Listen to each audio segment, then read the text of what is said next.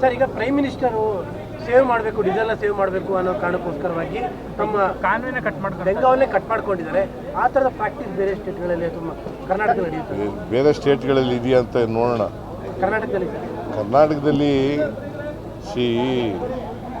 ನೀವು ಏನೇ ಮಾಡಿದ್ರೂ ಕೂಡ ಅದು ತಾತ್ಕಾಲಿಕ ಆಗ್ತದೆ. ಮತ್ತು ಇವರು ಪ್ರೈಮ್ ಮಿನಿಸ್ಟರ್ ಹೇಳಿರ್ತಕ್ಕಂಥದ್ದು ಅದು ಸರಿಯಾದಂಥ ಕ್ರಮ ಅಲ್ಲ. ಅದ್ರ ಬದಲು ಈಗ ಬೇರೆ ದೇಶಗಳ ಜೊತೆ ನೀವು ಮಾತಾಡಿ, ಈಗ ಬೇರೆ ದೇಶಗಳು ಜೊತೆ ಮಾತಾಡಿ ಅವ್ರ ಒಂದು ಇನಾನಿವಸ್ ಇದಕ್ಕೆ ಬರೋದು, ಕಾನ್ಸಿಯಸ್ ಬರೋದು ಒಳ್ಳೆಯದು. ಸರ್, ತಾವೆಲ್ಲ ದೆಹಲಿಗೆ ಹೋಗ್ತಿದ್ದೀರಾ ಸರ್ ಹೈಕಮಾಂಡ್ ಭೇಟಿ ಮಾಡೋದು? ದೆಹಲಿಗೆ ಏನಾದ್ರು ಹೋಗ್ತಾ ಇದ್ದೀರಾ ಸರ್?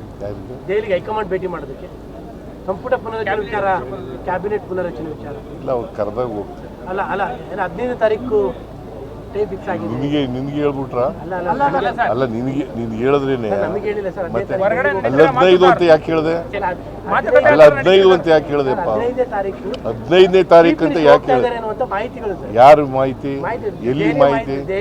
ನಾನೇ ಹೇಳ್ತಾ ಇದ್ದೀನಿ. ನಾನೇ ಹೇಳ್ತಾ ಇದ್ದೀನಲ್ಲ, ಮಾಹಿತಿ ನಿಂಗೆ ಯಾಕೆ ಹೆಂಗೆ ಸಿಗುತ್ತೆ? ಸಚಿವ ಸಂಪುಟ ಪುನರ್ರಚನೆ ಮಾಡುವಂತ ಉದ್ದೇಶ ಇದೆಯಾ, ಚಿಂತನೆ ಏನಾದ್ರು ಇದೆಯಾ ಸರ್? ಹೌದೌದು, ಪುನರ್ರಚನೆ ಮಾಡಬೇಕು ಸರ್. ಈಗ ನೀಟ್ ಎಕ್ಸಾಮ್ ವಿಚಾರದಲ್ಲಿ ಎಲ್ಲರೂ ಪ್ರೊಟೆಸ್ಟ್ಗಳು ಮಾಡ್ತಾ ಇದ್ದಾರೆ. ಹೈಯರ್ ಎಜುಕೇಶನ್ ಮಿನಿಸ್ಟರ್ ಹೇಳ್ತಾ ಇದ್ದಾರೆ ನಮಗೆ ಕೊಟ್ಬಿಡಿ ನೀಟ್ ಮಾಡೋ ಜವಾಬ್ದಾರಿ ಅಂತ. ತಾವೇನಾದ್ರು ಆ ಥರ ಪ್ರಪೋಸಲ್ ಇಟ್ಕೋತೀವಿ? ನೋಡಪ್ಪ, CET ನಾವು ಮಾಡಿದ್ದೆವು, ಅವರು ನೀಟ್ ಅಂತ ಮಾಡಿದ್ರು. ಅದನ್ನು ಸರಿಯಾಗಿ ಮಾಡದೆ ಹೋದರೆ ಈಗ ಪಾಪ ಓದಿರತಕ್ಕಂಥ ಪರೀಕ್ಷೆ ಬರೆದಿದ್ದವು ಅವೆಲ್ಲ ಏನಾಗಬೇಕು ಅವ್ರ ಕತೆ? ನೀವು ಮೊದಲು ಕೇಂದ್ರ ಸರ್ಕಾರವನ್ನು ಟೀಕೆ ಮಾಡಿ